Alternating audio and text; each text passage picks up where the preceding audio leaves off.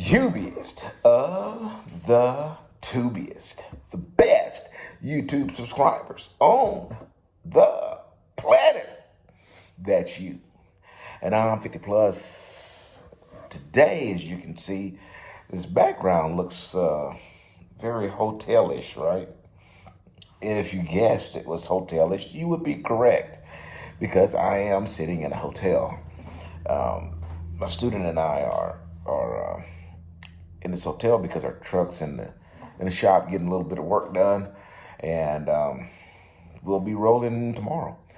So actually, so that you know, it only took a little under a day,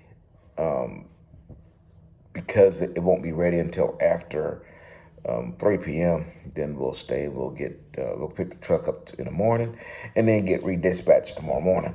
So, by the way, it had a check engine light come on, and then the def gauge went all the way to 0, like we had no def in it, and they don't really like that. And then the truck will go into a D-rate, so they have to replace the sensor in the def tank. Not a problem. So anyways, I want to talk to you guys about 3 different options that you could choose to do when you come to Melton. Now, I'm not saying that these are the only options that you have.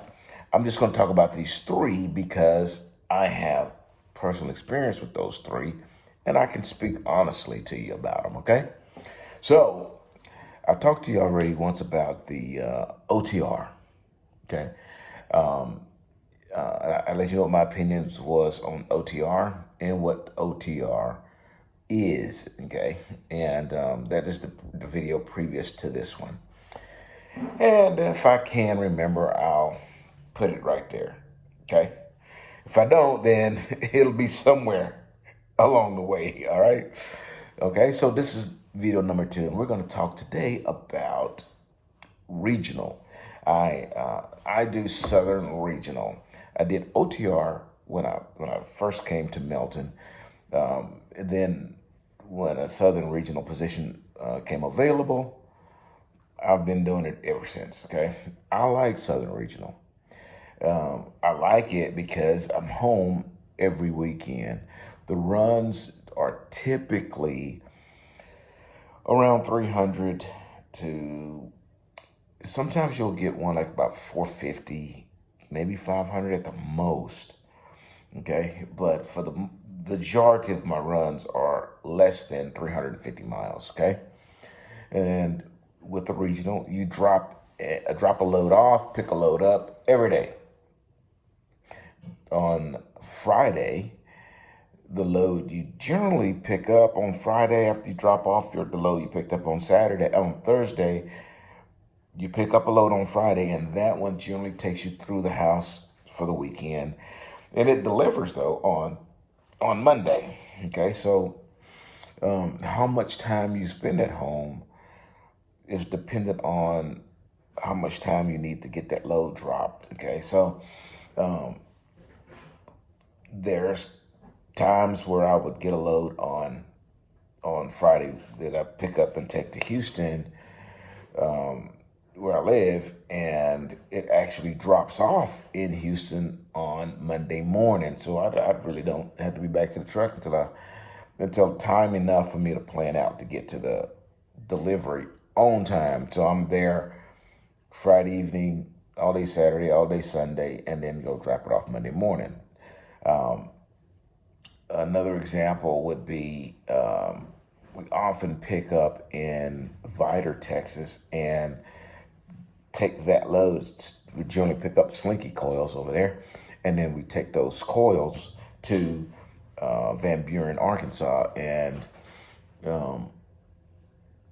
that runs about right about almost 500 miles. Okay, a little more than that, but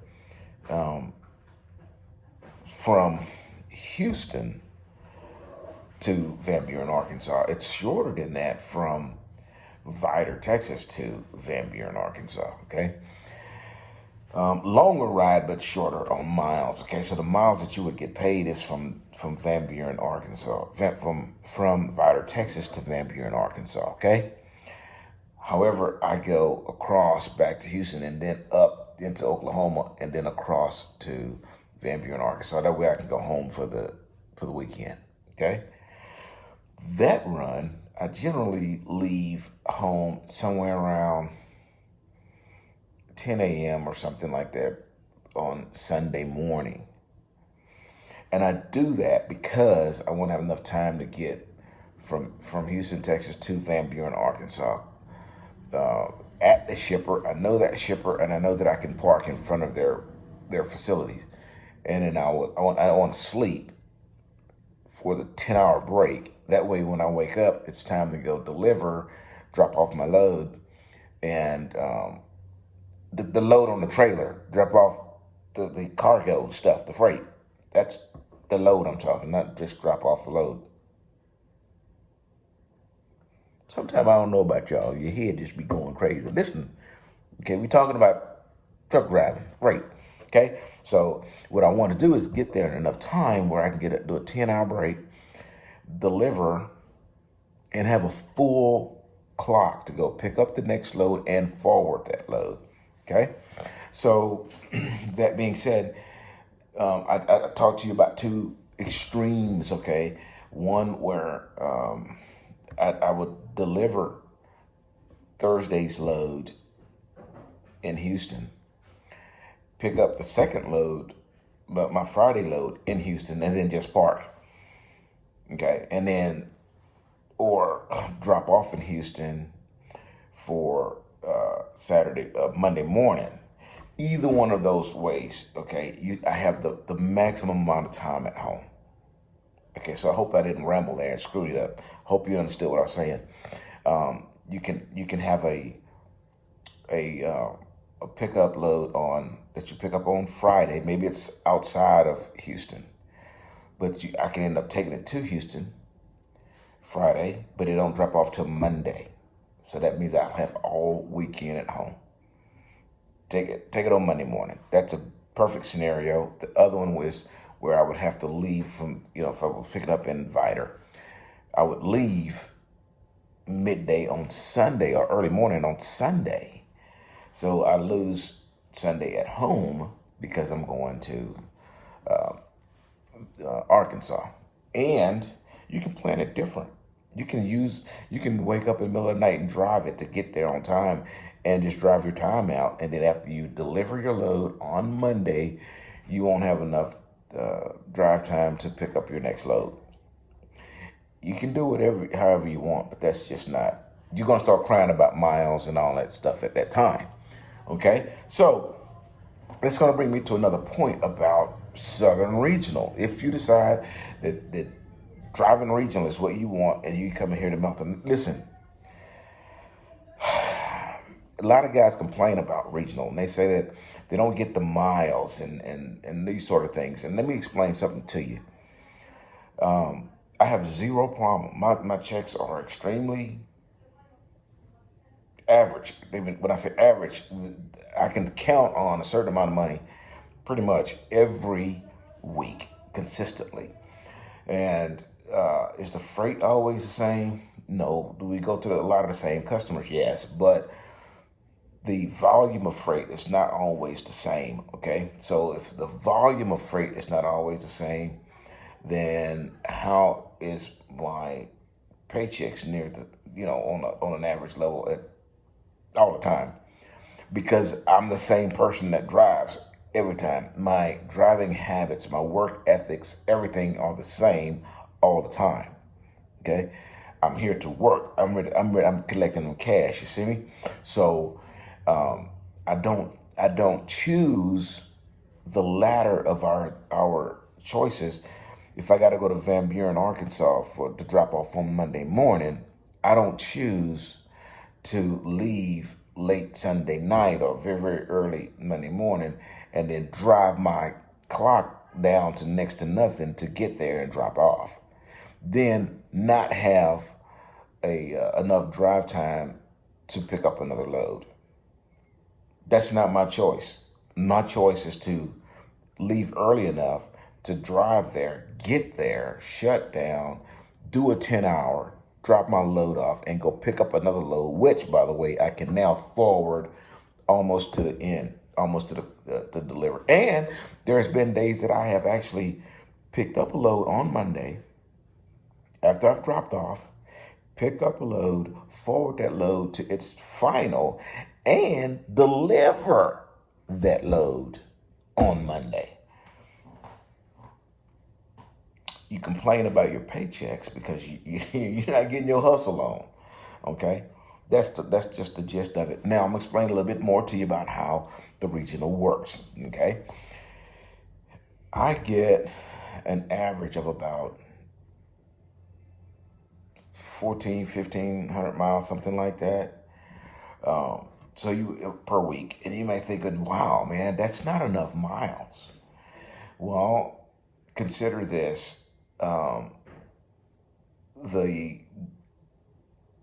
out of the 5 loads that I'll take that week, willing to bet you 4 of them is less than 350 miles, which means I'm going to get a short haul pay bonus of, well, I get a short haul bonus, okay? So it kind of compensates for not having a full day's run, kind of, okay? So out of the 5 loads, if 3 of them or 4 of them is tarp loads, that adds $300 or $400 plus for short haul pay. So you're well over $150, and you haven't driven the first mile on that load. You follow me? And so when you start adding that up on top of the 1,400 miles you're getting, 1,500 miles, sometimes a little more than that, it adds up. And never take for granted that the amount of time that you're spending at home with your family, that quality time at home, actually has a monetary value to it, that you are consuming yourself. You are under the understanding that, $300 or $400 that you're not getting in dollars, you're getting in family time. And so you have to choose which one's most important. You can't say, I'm going to go drive Southern Reno so I can be home. Then say, well, I'm not making the kind of money that I can make if I was actually working and not being at home. Because if that's what you want to do, the previous video has that option for you, okay? You can go OTR, and then you're never going to see the short haul money because you're not going to get short haul miles, okay? You're not going to get that, but you will get, your tarp pay, and you might get 3 loads a week, one of them tarped. I might get 5 loads a week, 2 to 3 of them are tarped, so I'm going to get that extra money on tarp pay. And tarp pay is good money, man, okay? Yes, you're performing that work, but a lot of times you might have, a coil, and it takes you 30 minutes to tarp that thing, I mean, I'll take that. I mean, think about it. Think how much an hour that works out to tarp a coil, and they pay you $100 for it. A lot of these companies will tarp it for you. All you gotta do is put bungees. Just about every one of them have a tarp bay where a tarp machine drags the tarps on top of the load for you. Oh my God. Listen, a lot of people think tarping is a big deal. And dude, these companies are installing these tarp bays because they don't want the liability of you busting your butt on their property. I'm just saying, people put it in your head that tarping is such a big deal. Oh, those tarps are so heavy, but the forklift puts the tarps on top of the load for you. You're going to rarely pick up a tarp if you just set it on the deck of the trailer or put it in a tarp box. And listen, I thought the same thing you thought. before I actually got in it. When I started doing it, I started realizing, what actually goes on. I realized that, I was only listening to what other people say that wasn't truthful to me, and putting two and two together in my head, and I didn't even have the math. So I was thinking that you would have to muscle those tarps on top of the load and all that kind of stuff. That doesn't happen. Again, think about it. If you owned a piece of property, would you take the risk of allowing someone to get hurt on your property? Think about that. Of course not. Of course not. And these companies set it up so that it's not near as bad as you may think. Trust me on that. That's a fact. Okay. Are there some where you're going to have a rough time? Yes, they are, but there aren't very many of those. Okay. So, in a nutshell, I'm going to cut this one. Oh man, look, I'm like 16 minutes in. You guys are probably going to be shocked when I end this video. It's not a 40-minute video, right? So my bottom line to you is to give you a gist of what you can expect if you choose to be Southern Regional. Now, there are other options as well, and the spectrum in which you can be hired and do the regional fleet here. I can tell you this: Houston area up to Tulsa, those areas is what they're looking for. And they're really looking for people in Tulsa and people in Houston and the surrounding area, okay? So does that mean that you can't be Southern Regional if you live in, say, San Antonio or Austin or, near Laredo or something like that? Hey, ask your recruiter when you give them a call. You're going to use the link down below in the description down there, okay? It's just 3 things. They're going to ask you for contact information when you click that link. So if you don't have to go to a website and put in a whole application. Just, name, phone number, email address, just contact information. That's all they're going to want from you, okay? And then have the list of questions you want to ask. And then ask them about the regional positions or any other options they may have in your area. They'll know where you live, and they can let you know if you have those options, okay?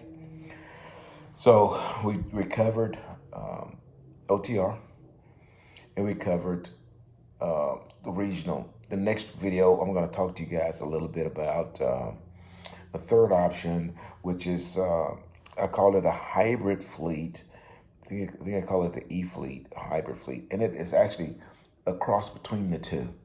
And that may be another option for you. Don't think that those are the only options, because you never know. They may have contracts, okay, that might get you. Those contracts, however, are just what they are. Contracts expire, and when they expire, you're going to go back to OTR, okay? So we'll talk about all of that in the next one.